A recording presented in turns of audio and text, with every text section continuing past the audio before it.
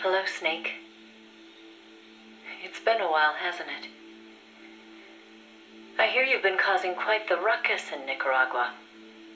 Nothing much to report from my end. The legacy's being put to good use. Or so they tell me. But enough with the small talk. There's something I need to tell you. You saw the photo that came with this tape, right? The boss gave that to me 10 years ago. I'm sorry, I should have told you sooner. I probably should have told you right away. But sending it to you hasn't been an easy decision to make. It's taken me 10 years. Once you've heard what I have to say, you'll understand why. That photo belonged to her.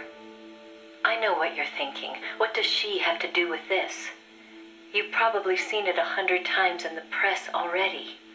Obviously, it's of the Mercury 7, the first group of American astronauts, the heroes of Project Mercury. But there were actually 8 people in that photo. One of them was edited out, erased, without a trace. That 8th astronaut, the one airbrushed out of existence, that was her, Snake. Now, why did they need to keep her existence a secret? What were they trying to hide? The answer goes back even further. 17 years ago. It was the height of the Cold War. The Eastern and Western blocs were racing to develop space technology to match their nuclear arsenals.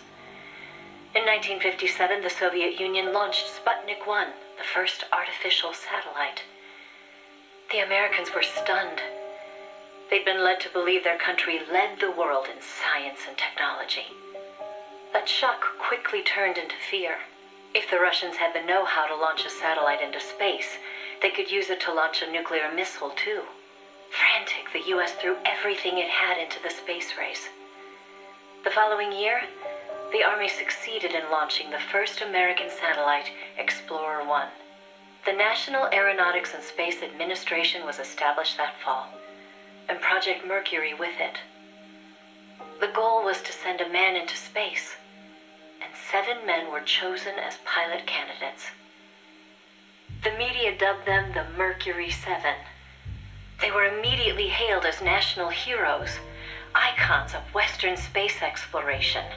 But after Explorer, America suffered a series of failed rocket launches.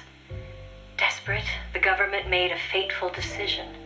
Unable to wait for its space program to mature, they'd steal the Soviets' technology, at the same time sabotaging their space program.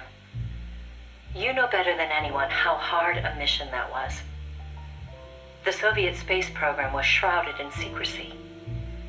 Recovering that information would be no easy task. Using the help of an insider, they'd insert a sleeper agent into the research institute, or else recruit one of those insiders to do the job for them. And, if necessary, the mission leader would have to go in and sort things out themselves. Someone was needed with experience, knowledge, and superior intuition.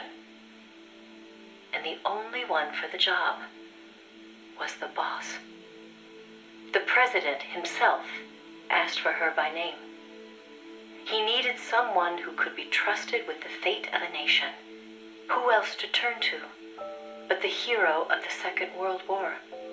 It was June 1959. So you see, Snake, that's why she left. That was the top secret mission that took her from you. But her selection ruffled a few CIA feathers. They didn't appreciate the president going over their head like that. The mission was tough enough already, and now the CIA was dragging its feet. She couldn't get anything out of them.